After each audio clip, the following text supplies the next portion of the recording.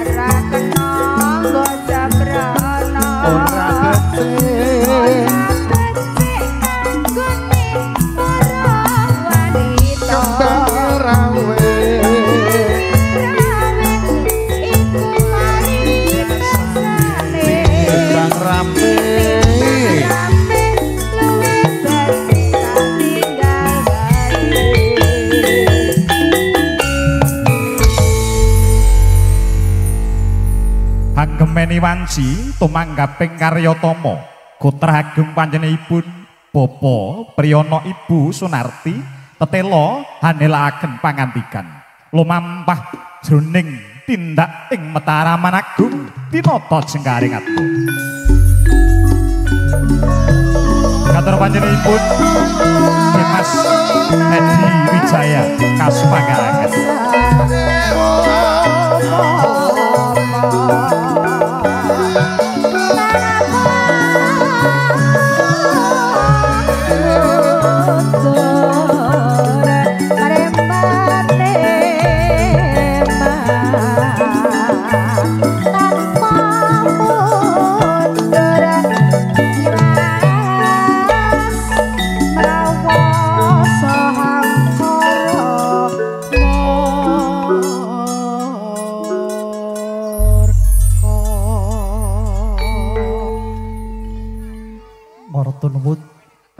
Dumateng kadang ingkang asta sarta hanggrombaka laksataning adicara ingkang sampun paring wedal dumateng kula. Boten hangirangi raos kamartikan sagung para legah sami. Mugi keparenga kula hangaturaken Assalamualaikum warahmatullahi wabarakatuh. Maradika maradi kengkrat ring kamardikan karana daya sih wilaksaning Gusti Hyang Widi ingkang hanggung samanda ing jiwangga sawegung raharja niskala durga mendhak nirbaya nir ing wikara hayu hayu rahayu sagung dumadi. Wonten ngarsanipun sagung para sesepuh, bini sepuh, aji sepuh miyangka sepuhan ingkang satuhu limpat olehing pambudi. Mumpuni olehing raos ingkang satuhu pantes kalamonto den pinundi pundi. Tatan katalopen para pangemban pangembating praja langkung-langkung tetual tuangganing padukuhan Karang Talun mewah ingkang astorat pusaraning adil wonten ing wewengkon Jati negih panjenipun Bobo Antonio Suanto ingkang satuhu berbukti dalah bawalaksana. Tatan kekilapan para alim ulama pangarso agami miwah kapitadosan sanes ingkang rinten dalutan kendhat nggenya manembah mring Gusti ingkang satuhu alusing budi. Baraya agung ingkang kalenggahan punika katemben hamemangun talining raos bebesanan ingkang satuhu sinugata bagya mulya. Sumrambah katur dumateng sagung para priyagung, para tamu kakung Semar Putri, kadang werdya madya muda. Tatan katalopen kadang-kadang kula seniman seniwati grup campur sari Jose ingkang mijil saking laladan Boyolali ingkang tansah handudah handuduk murih ngrembakanging budaya ingkang satuhu adi luhuh. Kanthi linambaran andhap absoring manah mugi kalilanana kula bobotipun tiyang jugul cubluk ambalilu kotong ing seserapan miwaksoring samukawis kumawani lumarep atur satemahang kempil kamartikan jengandika para legah sami ingkang kalanipun saweg gunem raos gondo rasa. Inggih karana wonten ing mriki kula minangka raga sinambating atur saking panjenipun Ibu Bapa Priyana kinen hangaturaken menggah sedya darmastutinipun. Kanthi mekaten minangka lekas wekasing sedya darmanipun Nun sumangga jengandika kula dherekaken tansah hanglenggono jejering titah sawantah ingkang kapurba kawasesa dening pangwasing Gusti ingkang hakarya jagat nenggih Allah taala. Pangeran Murbing Rat minangka sumbering asumber ingkang hanyumri sedaya sumber kacihna ngruntahaken daya kekiyatan kawilujengan menapa dening kabagas warasan ingkang tansah kacandhi tumanem ing sanubari jingandika sagung para tamu minulya menapa dening kula. Tatan kekilapan suka pangalembono wonten ngersa dalem sang guru sejati jalma pinastika minangka sesekaring bawana nenggih Kanjeng Nabi Agung Muhammad sallallahu alaihi wasallam ingkang tansah kita wantu-wantu menggah pangayomanipun wiwit saking gumlaring jagat wadak donya menika ngantos dumugi ing alam boko. Sangyaning para hadirenggah ingkang satuhu sinugata ing kawiryan. Ingkang sepisan lumantar kula panjenipun Ibu Bapa Priyana kepareng hangambali.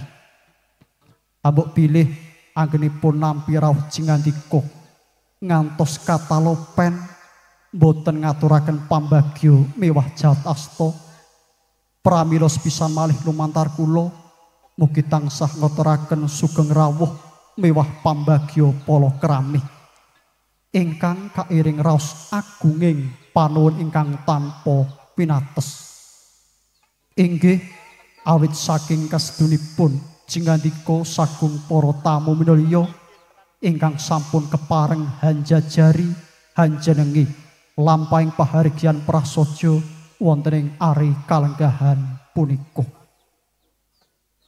Hamung kewala panjenipun Ibu Bapa Priyana anggenipun nampi rawuh panjenengan sedaya saestu hanglenggono singklar saking trisila darmaning among tamu. Langkung-langkung anggenipun nyawisaken papan palenggahan menapa dening pasugatan ingkang tanjumbuh kalian andhap inggiling kalenggahan jingandika satemah tan bangkit mangun suka ing waradaya. Pramila lumantar kula mugi tansah nyadung tumetesing pangapsama saking jingandika sagung para tamu minulya. Dening saklajengipun kanthi sinanggaling sabda pangwasing kodrat humiring sinanggaling warsa windu sancaya dumawah ing ari soma jenar titi surya gangsal candra mei warsa 2000 selangkung. Bilih panjenipun Ibu Bapa Priyana kepareng ngudaneni kegudangipun para sesepuh kina para pujangga ingkang daji nanti ing angkasa sinempana ing maruta nenggih ngunduh mantu. Inggih awit putra panjalunipun ingkang arsa sesilih Bagus Arifin Hanafi kalawing enjang kirang langkung tabuh sedasa wanci nuswantara iring kilen sampun kalampah daub asta lumiat nampi ahad nikah sarata sinerat rat pradataning agami Islam kaliyan risangayu nita wasining rahayu putra pawestrinipun Ibu Bapa Purwanto ingkang kepareng lenggah bidalem wonten ing padukuhan Gumuk dusun Sumber Panewon Dukun. Dening ijabing putra temanten sarimbit mapan wonten griya pahargyan panjenipun Ibu Bapa Purwanto kanthi lulus raharja tebih saking selawiring robito. Mila saking menika panjenipun Ibu Bapa Purwanto panjenipun Ibu Bapa Priyana Mugi tansah ngantu-antu astungkara utawi pandonga saking jingandika sagung para tamu minulya. Mugi kaaturaken dumateng putra temanten Sarimpit. Murih anggenipun nitih palawasa sesarengan. Lelomban babar layar wonten madyaning beberan agung. Mugi tansah manggih jatining kabagyan kamulyan menapa dening katentreman. Saengga saged winastan dados keluarga ingkang tata titi ayom ayem tentrem. Allahumma amin. Dening salajengipun lampahing sedya wigatos singgati pahargyan prasaja wonten ing ari kalenggahan punika saged lumampah kanthi rancak lancar. Menika datan lepat datan lepas inggih awit saking pambantunipun sanak kadang tangga tepalih pawung mitra pitepangan langkung-langkung padukuhan karang talon mriki. Pramila panjenipun Ibu Bapa Priyanto sagedipun ngaturaken agunging pamarta nuwun ingkang tanpa pepindhan. Mugi sih darmastutinipun para-para ing ngajeng kasebat mugi tansah pikantuk lelintu ingkang sakalangkung agung. Wonten isih pambantu ingkang ginerba ing ukara ingkang awujud menapa kewala. Ingkang menika lumantar kula panjenipun Ibu Bapa Priyanto kadur sagung para tamu kakung Semana Putri menawi wonten keparingipun mugi kasuwun lelenggahan kanthi mardu mardawaning penggalih ngantos paripurnaning adicara. Ingkang menika kula ingkang tinanggenah minangka raga sinambati ngatur saking panjenipun Ibu Bapa Priyanto saestu hangkelenggono budidayaning manungsa ingkang boten sampurna labet boten pono ing reh subasita basa tuwin sastra satemah kathah kekirangan mewah kalepatanipun. Pramila kula tansah ngantu-antu lumuntiring sih samudra pangapsama saking jingandika sagung para tamu minulya. Minangka pepet puput pepontoning atur mugi keparenga kula ngaturaken alhamdulillahirabbil alamin. Wassalamualaikum warahmatullahi wabarakatuh. Swasana dalah sasana kula konduraken dumateng kadang Kendhaliwara. Sumangga.